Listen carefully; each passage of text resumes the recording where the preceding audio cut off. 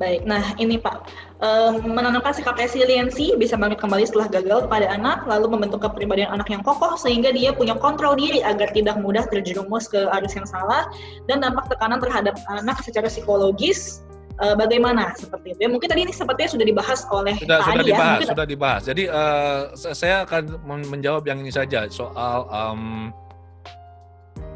nomor 6 ya, apakah dapat tekanan terhadap anak secara psikologis? Walaupun menurut kita itu baik, nomor 6 saja ya saya jawab ya. Iya, silakan Pak. Setiap anak ini punya daya tahannya masing-masing, teman-teman. Ada anak yang kuat, tough, ada anak yang sedikit agak kurang, ya, ada anak yang agak sedikit rapuh. Ini kita perlu tahu keunikannya dia dan kita memberikan beban sesuai dengan kapasitas atau kemampuan dia menerima tekanan ini. Oke. Ada anak yang kalau kita bilang, misalkan begini ya, kita bilang, alah, masa gitu aja nggak bisa? Temanmu itu lo bisa, kok kamu nggak bisa? Anak ada yang dibegitukan, oh iya tah, masa dia bisa, saya nggak bisa? Saya akan lebih bisa. Ada anak yang bisa dimotivasi dengan cara begitu. Kita kasih pressure sama dia, kita bandingkan dengan temannya, wow dia malah, oh saya akan tunjukkan saya lebih baik. Ada, tapi ada juga anak yang kalau Anda lakukan, walah gitu aja masa nggak bisa? Apa yang dia lakukan? Dia nangis.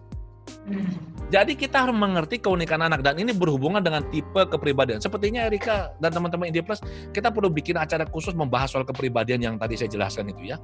Ya. Kalau dijelaskan itu bisa sekitar mau 1,5 jam, 2 jam sendiri dengan tanya jawab.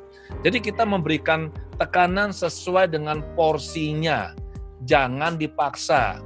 Ya, sama dengan kalau mobil cc-nya kecil, jangan kasih bebannya berat.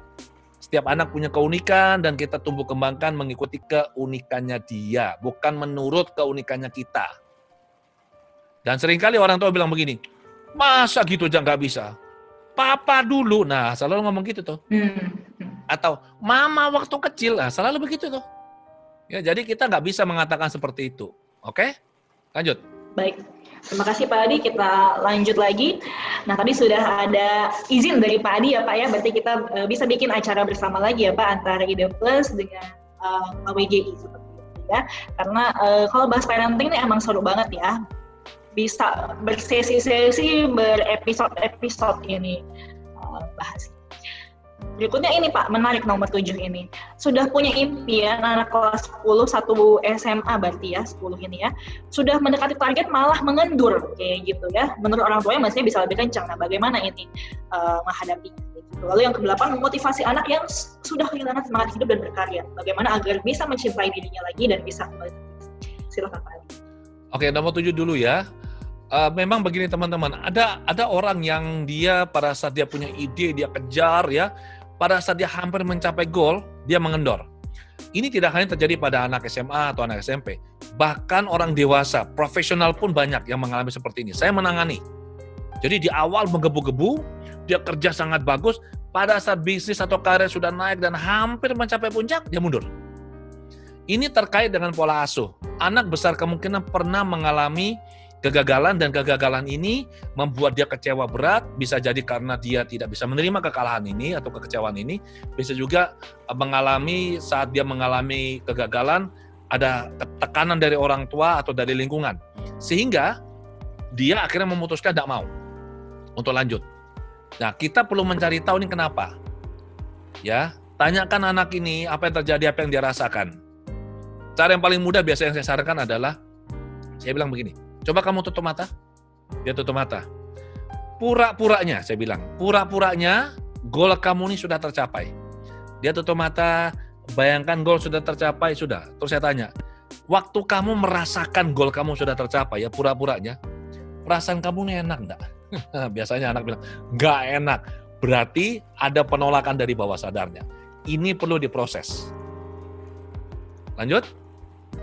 Baik, tadi Pak yang terakhir anak yang sudah kehilangan semangat untuk hidup dan berkarya Pak, bagaimana memotivasi kembali Pak? Satu, anak ini nggak boleh ditekan. Kemudian saran saya adalah berikan dia kesempatan untuk cerita, didengarkan. Kalau memang cara-cara yang konvensional kita sudah coba dan itu nggak bisa, saya sangat menyarankan atas izin dari anak ini ya. Anak ini dipertemukan dengan profesional. bisa ke psikolog klinis, bisa ke hipnoterapis klinis untuk bisa membantu. Karena seringkali ada perasaan tidak nyaman di sini yang mengganggu dan mengakibatkan anak ini nggak ada motivasi. Emosi negatif yang ada dalam diri kita, jangan main-main loh. Anak kecil pun sama. Kalau ada emosi negatif, apalagi akhirnya itu numpuk ya, banyak dalam diri kita. Emosi negatif ini dia akan menyedot, mengambil energi psikisnya kita. Saya bilang energi kehidupannya kita. Akibatnya kita akan menjadi orang yang tidak semangat, tidak bisa mencintai diri sendiri. Kemarin saya membantu satu wanita dewasa. Pintar sekali wanita ini. Ada masalah dengan mantan pacar. Jadi wanita ini sudah hampir 2 tahun merasa emosinya tidak karuan, naik turun, merasa down, kemudian merasa diri tidak berharga, menyalahkan dirinya sendiri, marah sama mantannya, segala macam. Saya hanya bilang sama dia, kamu anak pinter, karena sekolahnya juga sekolah yang sangat sulit sekali di luar negeri, dan saya tahu itu butuh otak yang sangat encer. Dia lulusan jurusan aktuaria, sangat pinter ya. Dan saya bilang, saya akan bantu kamu, kuncinya cuma satu, kamu izinkan, kemudian yang paling penting adalah kamu menyadari ini hanyalah emosi. Kamu izinkan enggak? Dia bilang, saya izinkan, Mbak. Saya bantu dia, saya proses dia apa yang terjadi, emosinya sekejap hilang. Setelah emosinya hilang, saya tanya, gimana perasaannya? Iya ya, sekarang enak ya. Masih marah nggak sama dirimu? Enggak. Masih marah nggak sama di situ? Enggak. Gimana? Saya lebih semangat sekarang, Pak. Nah, artinya energi yang tadi diambil oleh emosi negatif yang sekian lama ada dalam dirinya dia, sekarang bisa kembali ke dirinya dia sehingga dia bisa pakai untuk kebaikan dirinya dia. Jadi ini kita sudah bicara strategi terapi sudah. Seperti itu. Lanjut. Oke, baik Pak Adi. Terima kasih Pak atas jawabannya. Nampaknya tadi itu adalah pertanyaan terakhir untuk tema ini. Kita berikutnya akan masuk ke tema berikutnya seperti itu ya. Dan karena waktu kita terbatas, ini sudah pukul 5:05 gitu ya. Mungkin nanti pertanyaan-pertanyaan yang masih belum terjawab dalam sesi ini itu akan menjadi insight buat kami di ID Plus dan di OWGI untuk menyelenggarakan sesi-sesi parenting berikutnya dengan tema-tema yang mungkin masih belum terbahas. Kira-kira seperti itu ya Pak Adi. Ya. Kita bisa kasih waktu sedikit lah, kita kasih waktu ekstra. Oke. Baik. Nah, kita masuk ke tema yang kelima, ini terkait dengan bakat minat dan penjurusan pemilihan sekolah kepada anak-anak. Nah, ini pertanyaan-pertanyaan yang masuk ke dalam tema kelima ini terkait dengan bakat minat dan penjurusan. Nah, cara cepat untuk mengenali bakat minat pada anak, lalu bagaimana bisa menggugah minat anak pada bidang ilmu pengetahuan alam, lalu bagaimana memilih jurusan kuliah yang sesuai dengan kemampuan anak, dan bagaimana menyiapkan anak masa depan dan karirnya ketika sudah beranjak dewasa. Baik, silakan. Oke, bagaimana cara cepat dan praktis mengenali bakat dan minat pada anak? Jawabannya simple. Jangan melakukan tes. Oke? Jangan melakukan tes bakat, tes minat, tes IQ, tes ini, tes itu, enggak usah. Kenapa? Buang uang. Selama anak ini baik-baik saja, udah nggak usah tes yang aneh-aneh. Yang perlu kita lakukan adalah memberikan anak pengalaman belajar, stimulasi sebanyak-banyaknya. Kalau saya bilang stimulasi berarti pengalaman belajar. Caranya bagaimana? Anak mulai kecil diberikan kesempatan les. Les nyanyi, les renang, les piano, les bela diri, les masak, les merangkai bunga, les apapun. Saran saya adalah anak waktu kecil dikasih les apapun kecuali les pelajaran. Udah, itu aja. Dengan dia belajar, dia akan mencicipi nih, kayak makanan. Oh ternyata drum itu seperti ini, ternyata kalau renang seperti ini, kalau ternyata futsal seperti ini, kalau misalkan les masak seperti ini. Jadi anak ini akan bisa, karena dia terpapar dengan banyak pengalaman, dia akan bisa memilih nanti, oh aku suka yang ini loh ternyata. Nah disitulah kita bisa mulai mendorong dia. Oke, saya kasih satu contoh ya. Sorry. Saya punya teman saya waktu SD, ya, seorang ibu, sempat cerita ke saya, dia bilang, Pak Adi bagaimana nih? Saya bilang, kenapa? Suaminya pengusaha besar. Anaknya kami, untuk dia bilang anak kami, bukan anak kita ya, kalau anak kita saya punya saham di dalamnya. Dia bilang, anaknya kami, ini S1-nya di Australia, saya udah sebut nama perguruan tingginya, top banget, itu teknik industri, industrial engineering. Terus S2-nya teknik industri. Dia master. Masalahnya apa saya bilang? Masalahnya Pak, dia pulang ini dia nggak mau usaha orang tuanya, nggak mau bantu usaha papanya. Dia maunya apa? Dia mau buka resto, mau buka kafe. Loh kok bisa saya bilang? Karena waktu dia di Australia itu Dia kan harus masak sendiri.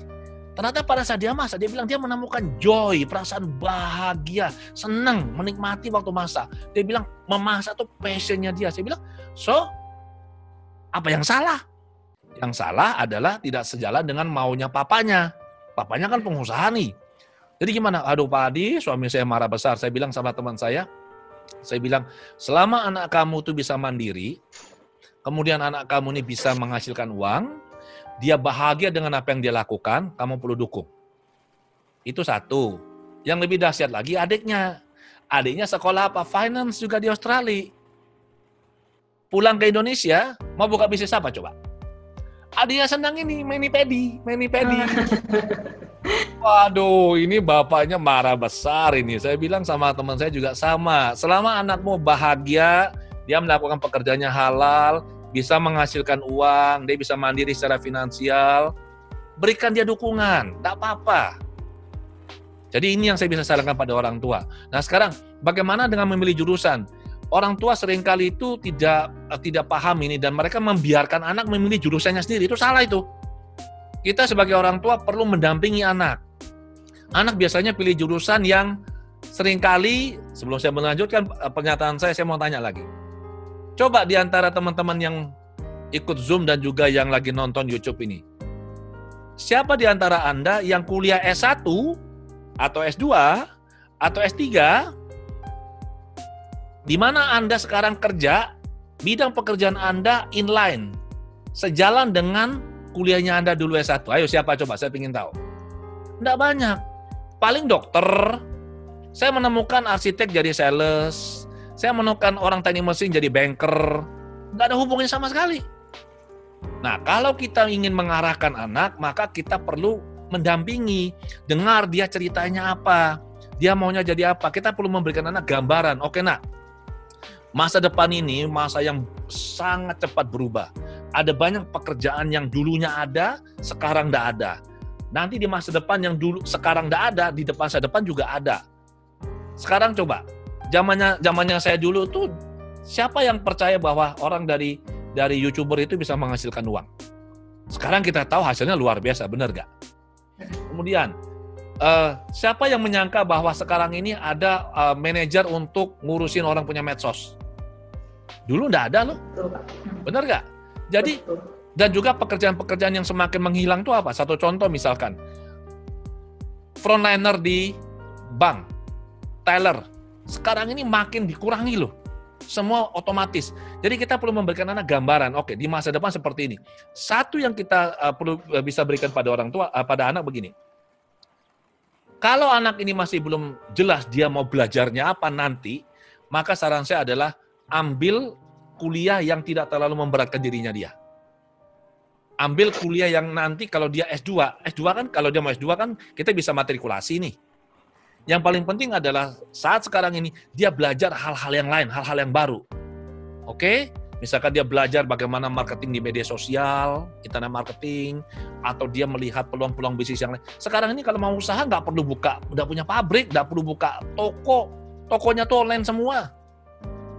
Zaman sudah berubah, yang perlu kita berikan pada anak adalah kemampuan untuk adaptasi. Ini yang kita perlu berikan. Nah, sekarang bagaimana memilih jurusan? Kembali lagi, selalu mulai dari akhir. Kalau anak sudah jelas dia mau jadi dokter, ya sudah.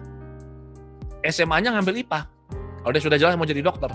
Tapi kalau misalkan saya nanti mau menjadi katakanlah seorang guru bahasa Inggris misalkan, ya ambillah kuliah bahasa Inggris. Saya ini masih nggak jelas Pak, ini mau kuliah apa. Ya sudah, ambillah kuliah yang Anda suka, yang tidak terlalu berat, sehingga Anda bisa punya waktu untuk belajar yang lain. Jadi intinya adalah berikan anak fondasi untuk siap menghadapi masa depan. Ya, saya tidak bisa mengatakan kita harus memilih jurusan apa, karena banyak sekali yang bekerja tidak sesuai jurusan. Banyak sekali, termasuk saya. S1 saya elektro, S2 saya manajemen pendidikan, saya dari background orang tua saya pebisnis. S3 saya yang pertama adalah doktor di bidang manajemen pendidikan. S3 saya yang kedua itu adalah doktor di bidang kepemimpinan dan inovasi kebijakan dari UGM. Saya berkecimpung di dunia apa? Pikiran. Ini nggak nyambung ini, tapi ini passion. Begitu Erika. Baik, terima kasih. Pak Adi kurang lebih tadi sudah menjawab ya terkait dengan bakat minat dan penjurusan bagi anak. Jadi kuncinya adalah mendukung apa yang diinginkan atau diminati oleh anak, tapi orang tua juga tetap mengarahkan ya Pak, nggak melepaskan sepenuhnya kepada anak seperti itu. Nah ini nampaknya juga sudah menjawab pertanyaan yang kelima ini ya, secara penuh. Ini berarti nggak juga tadi ya Pak ya, orang tua memberikan pendampingan. Lalu yang nomor keenam, kriteria memilih sekolah yang bagus proses belajar mengajarnya, ini dilihat seperti apa. Dan yang ketujuh ini juga menarik Pak, kalau anaknya ingin jadi rohaniwan, nah biasanya ada beberapa orang tua, saya juga pernah ketemu, agak berat nih kalau anaknya ingin menjadi rohaniwan gitu ya. Bagaimana kira-kira menyikapinya? Silahkan Pak. Saya jawab dulu yang nomor 7 ya. Memang menjadi rohaniwan itu kan perlu izin dari orang tua kan. Ya. Saran saya bagi Anda orang tua, apabila menjadi rohaniwan ini bisa membuat anak Anda bahagia, kemudian dia bisa berbuat kebaikan, dia bermanfaat bagi orang banyak, saran saya, dukung, izinkan. Saya mau beri satu contoh ini. Teman saya pernah cerita di Jakarta. Ada seorang ibu dari keluarga yang sangat mampu, kemudian dia ingin anaknya ada satu yang jadi dokter. Dan dia memaksa anak yang paling kecil ini untuk jadi dokter. Anaknya nggak mau. Tapi dia tetap bilang, keluarga kita belum ada yang jadi dokter, kamu harus jadi dokter. Anaknya respect apa yang dilakukan oleh, dia diminta oleh ibunya, dia sayang sama ibunya, anaknya akhirnya kuliah kedokteran dan kuliah sungguh-sungguh. Sampai dia selesai dan dia mendapat ijazah dokternya. Dia berikan ijazah dokter ini pada ibunya dan dia bilang, Mama, kewajiban saya sebagai anak sudah tuntas. Saya sudah penuhi permintaan Mama. Ini ijazah buat Mama. Kemudian anaknya langsung terbang ke Kanada dan tidak mau pulang sampai sekarang. Jadi dia buang waktu 5 tahun lebih untuk kuliah menjadi seorang dokter hanya untuk mamanya. Anaknya punya keinginan yang lain. Nah, sama dengan ini. Kalau anak ini menjadi rohaniwan dan dia bisa bahagia seperti yang saya sudah jelaskan, dia bahagia, dia bermanfaat, dan itu ya panggilan dirinya, panggilan hidupnya dia, why not? Dukung. Nah, untuk orang tua yang belum setuju, anak juga jangan maksa. Perlu waktu, perlu diceritakan, perlu dijelaskan, kalau perlu panggil orang yang lebih tinggi otoritasnya untuk bisa tukar pikiran. Saya yakin orang tua sebenarnya mengizinkan. Mungkin orang tua ini khawatir, kamu jadi rohaniwan nanti hidup lu bagus nggak begitu loh. Mungkin. Kan orang tua biasa concern dengan kita sebagai anak kan. Nah tadi yang sebelumnya apa pertanyaannya ini Erika? Cara memilih sekolah Pak yang bagus, pengajarannya itu dilihat dari mana? Oke. Teman-teman, sekolah yang bagus ya, sekolah yang unggul ya dari pemahaman saya, ini opini saya pribadi, ada 3 jenisnya. Nomor 1 yang unggul di fasilitas sekolah. Sekolah ini ada fasilitas ini, fasilitas itu, labnya bagus, gedungnya bagus, dan macam-macam. Ada kolam renang, dan segala macam. Yang kedua, sekolah yang unggul di input murid, yang bisa masuknya hanyalah anak-anak yang memang ranking-ranking tinggi. Di Surabaya ada nih, ya. Yang ketiga adalah sekolah yang unggul di proses. Yang dimaksud dengan proses adalah proses belajar.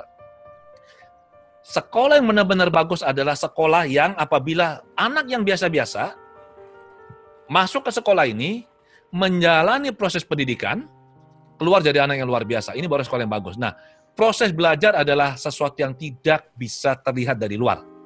Yang selalu ditonjolkan oleh sekolah itu adalah apa? Sekolah kami punya fasilitas ini, murid kami itu juara olimpiade. Nah, saya beritahu anak teman-teman, nggak semua lah. Paling 1-2 atau juara olimpiade, yang lain juga belum tentu bagus. Jadi yang caranya kita mau tahu sekolah ini bagus atau tidak, kita perlu tanya orang tua yang anaknya sekolah di sana. Kemudian kita tanya orang tua ini, sekolah ini orientasinya apa? Apakah orientasinya untuk mengejar nilai, ataukah orientasinya untuk membentuk diri anak untuk masa depannya? Ingat, ada sebuah pepatah dalam bahasa Latin, non scholae sed vitae decimus. Kita belajar ini bukan untuk sekedar sekolah-sekolah biasa loh. Kita belajar ini untuk hidupnya kita nantinya, ya. Jadi sekolah yang bagus adalah sekolah yang membangun anak ini menjadi orang yang percaya diri, berharga, mampu. Kalau sekolah itu fokusnya hanya akademik saja, saran saya jangan masuk sekolah itu. Kenapa? Segala sesuatu yang bisa diajarkan oleh Google itu tidak perlu diajarkan di sekolah sebenarnya. Ini pendapat saya. Segala sesuatu yang Google bisa ajarkan, terus ngapain kita ke sekolah kalau kayak begitu? Sekolah yang bagus itu adalah tidak hanya mengejar soal nilai, tapi dia membangun diri anak. Kalau sekolah hanya fokus pada nilai, pada akademik, anak sekolah pagi sampai sore, setelah sore pulang masih les, masih lagi belajar. Saran saya adalah pindahkan sekolah, cari sekolah yang santai. Yang penting anak ini happy, yang penting dia naik kelas, dan anak punya banyak waktu untuk menikmati masa mudanya. Belajar hal-hal yang lain, belajar misalkan programming, belajar misalkan bagaimana menggunakan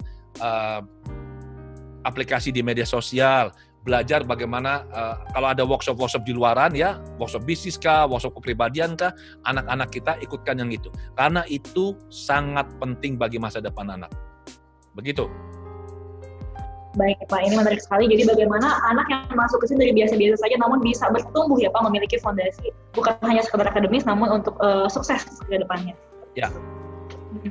Nah, ini juga sejalan sekali dengan yang kami ajarkan di IDE Plus, yaitu terkait dengan karakter dan soft skill, karena kami percaya bahwa akademis perlu didampingi juga dengan karakter yang baik untuk mempersiapkan anak agar bisa sukses ke depan. Nah, Pak, kita masuk ke tema berikutnya. Ini juga tema yang sangat seru ya, yaitu terkait dengan gadget dan game pada anak. Pertanyaan-pertanyaan yang terkait dengan tema ini ada beberapa. Nah, ini dia.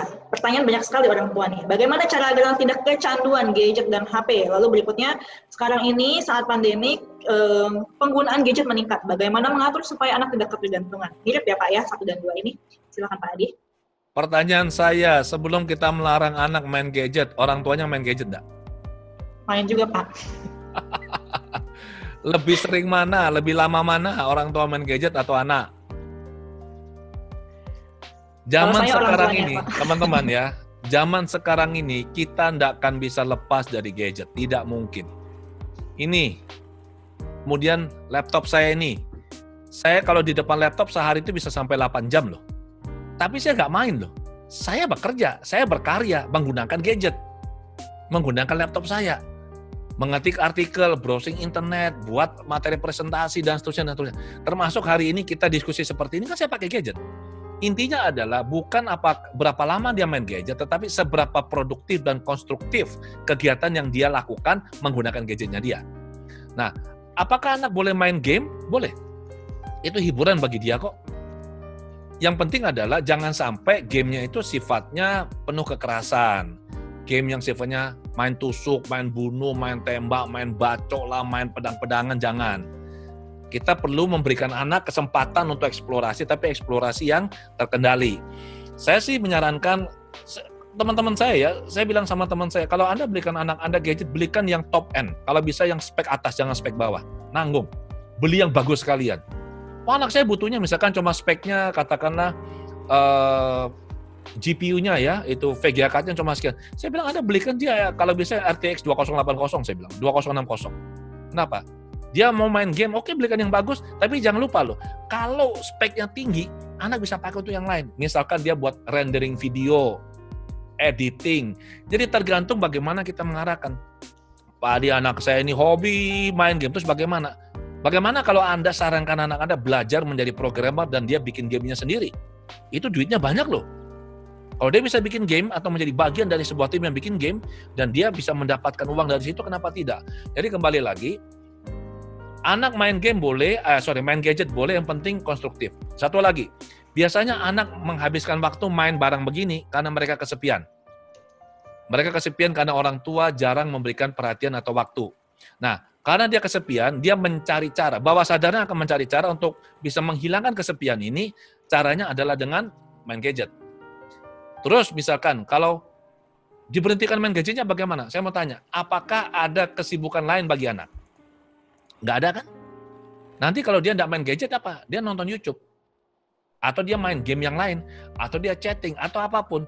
Jadi intinya adalah apa? Kita cari apa yang menyebabkan anak suka main gadget. Kalau dia suka main gadget ini sesuatu yang konstruktif, ada manfaat, mengapa tidak? Saya dulu nggak ngerti ya teman-teman ya, berapa tahun yang lalu lah. Waktu ini gadget mulai marak ya. Saya bilang sama anak kami, loh kamu kok belajar kok, anak kami yang kecil. Kamu belajar kok sambil main HP. Apa dia bilang? Papa, ini bukan main HP, Pak. Ini lagi belajar kelompok. Saya bilang, belajar kelompok? Iya. Ini lagi. Jadi mereka tuh nggak tahu pakai program apa, bisa 5-6 orang sekaligus saat itu ya. Belum ada Zoom saat itu. Jadi mereka diskusi materi pelajaran dan saya dengar, oh benar, ini lagi diskusi materi pelajaran. Artinya dia menggunakan gadget untuk sesuatu yang konstruktif, seperti itu. Erika. Oke, baik Pak. Jadi perhatikan bukan lamanya, tapi seberapa produktifnya anak. Dan tadi itu ya Pak, anak cenderung memakai game terus-menerus karena kesepian dan tidak ada alternatif kegiatan lainnya. Nah ini yang menjadi masukan untuk kami semua, para orang tua. Nah berikutnya ini Pak, usaha apa yang bisa dilakukan orang tua kalau sudah terlanjur memberikan kelonggaran bagi anak untuk mengakses gadget setiap harinya. Dan ini ada pertanyaan dari Smart Parents, mungkin yang di daerahnya jauh dari mainan edukasi. Nah, bagaimana mengurangi kebiasaan menggunakan HP? Silakan Pak. Oke, kalau misalkan anak yang di daerah terpencil teman-teman ya, saya melihat sebenarnya kesempatan untuk bisa melakukan sesuatu yang berbeda itu lebih besar.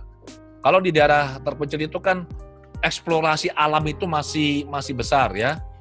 Anak bisa diajak untuk melakukan kegiatan yang sifatnya penjelajahan alam, itu salah satu. Jadi asal gini, saya yakin anak pasti suka melakukan yang lain kalau ada alternatif. Di kota besar, nggak ada alternatif itu. Mau kemana coba? Paling ke mall. Di daerah tuh masih banyak.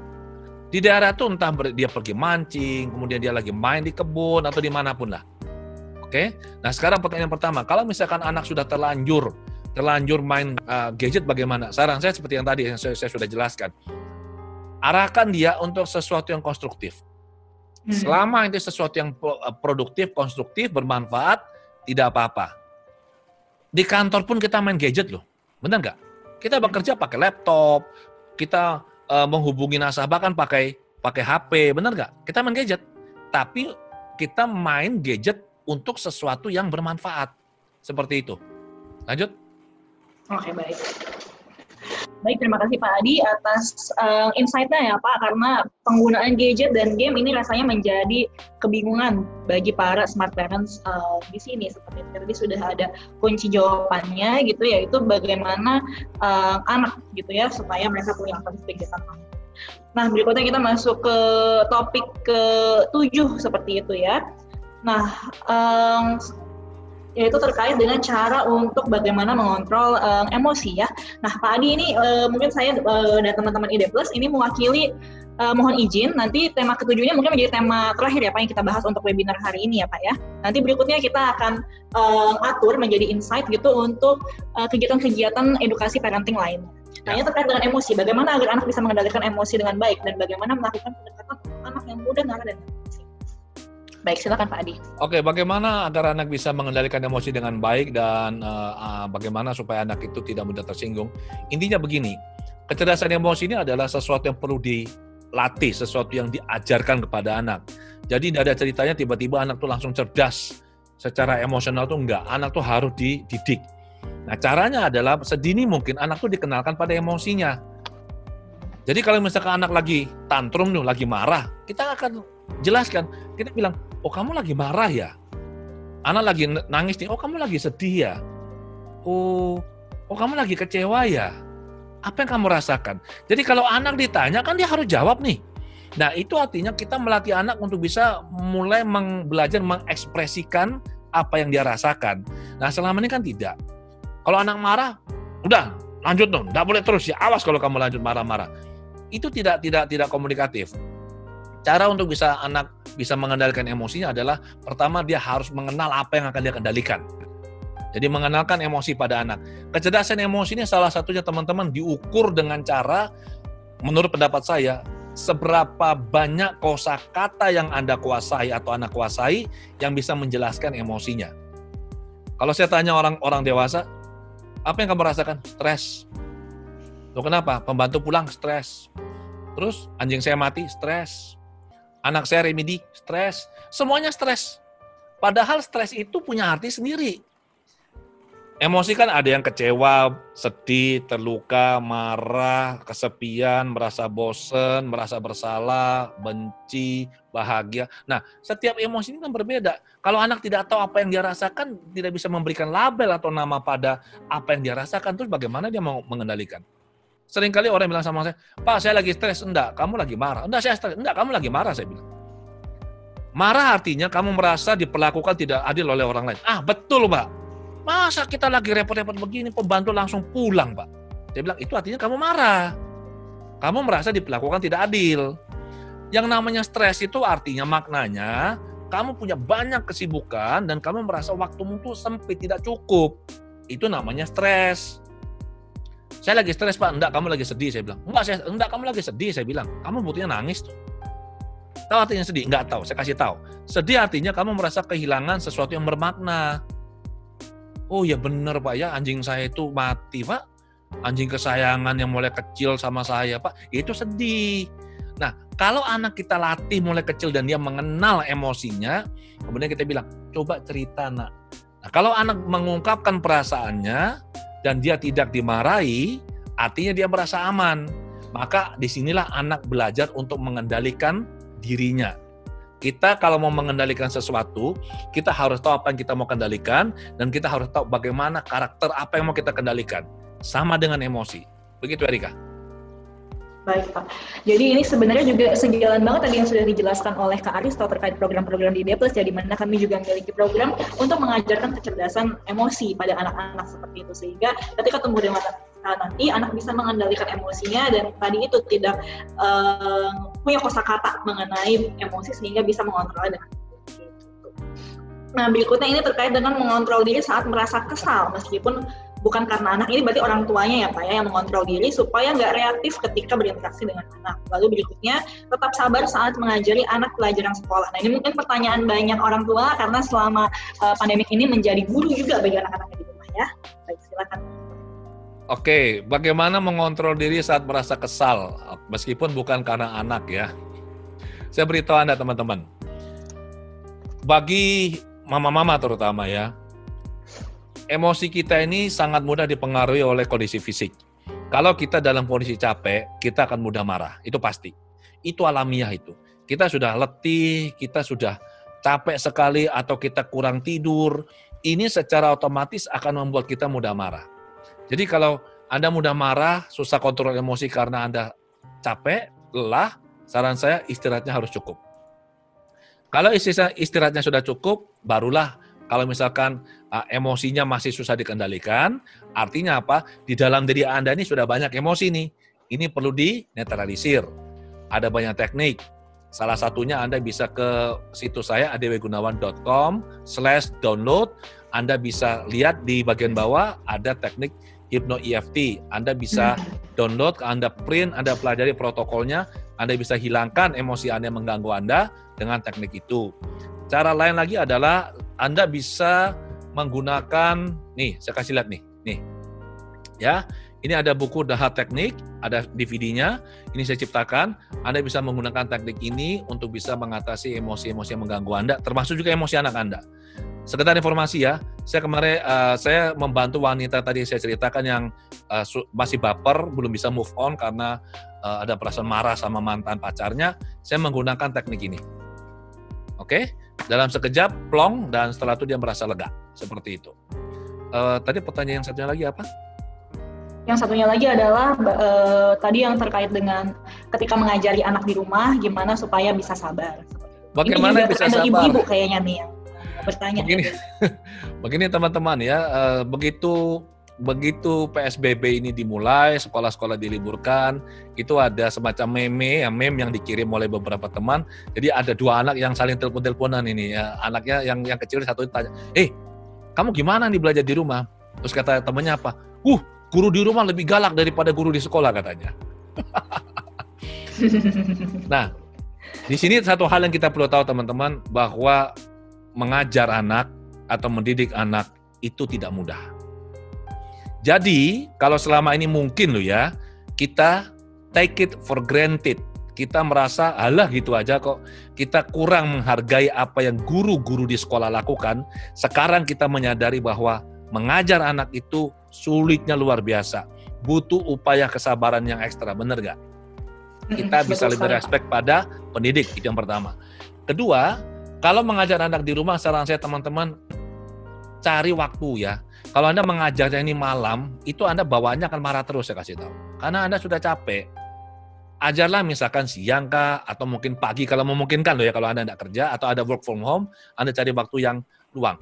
Kalau anak misalkan sudah malam, dia juga sudah capek. Kalau dia sudah capek, apa yang terjadi?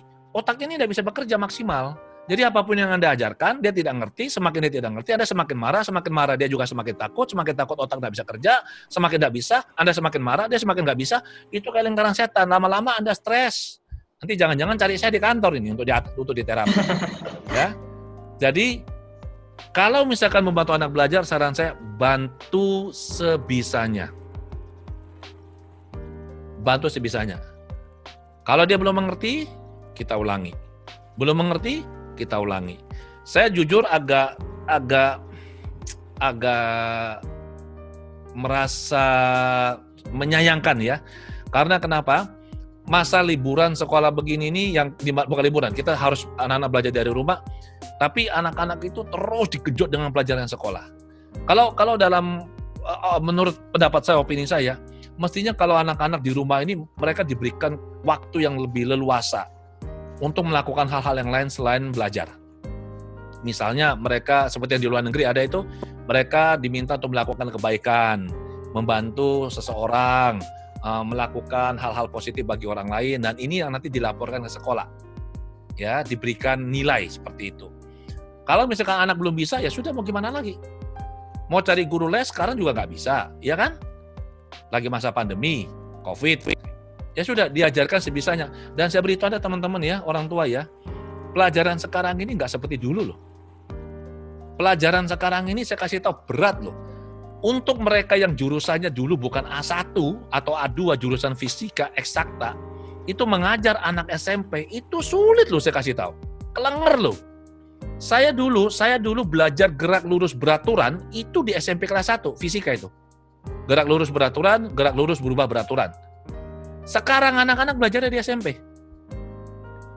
Dulu, waktu anak kami masih SD kelas 6, itu pernah saya dapat soal untuk ujian nasional. Gerak lurus beraturan. SD kelas 6 loh. Si Budi bergerak dari kota B menuju kota A dengan kecepatan 42 km per jam. Si Adi bergerak dari kota A menuju kota B dengan kecepatan 30 km per jam. Di mana dan kapan mereka ketemu? Anak kami bingung ini karena saat itu dia belum ngerti konsepnya. Saya bilang, nak, gak usah dipelajari yang ini. Saya bilang, kenapa? Besok udah keluar kok. Kalau ujian keluar bagaimana? Ayo cuma satu soal. Saya bilang, gak apa-apa. Yang penting kamu bisa yang lain. Loh, mereka ketemunya di mana? Ya gak ketemu. Loh, kenapa? Si Budi mampir ketemu pacarnya. Jadi kita harus realistis. Jadi ada kondisi di mana kita memang gak bisa mengajari anak. Jadi ya sudahlah. Kita lakukan yang sebisanya. Yang penting anak jangan stres. Ada juga jangan stres. Ya, seperti itu, Ibu. Oke, baik. Terima kasih Pak Adi, pertanyaan tadi sekaligus mengakhiri di tema terkait dengan emosi dan juga mengakhiri segmen tanya jawab pada hari ini seperti itu.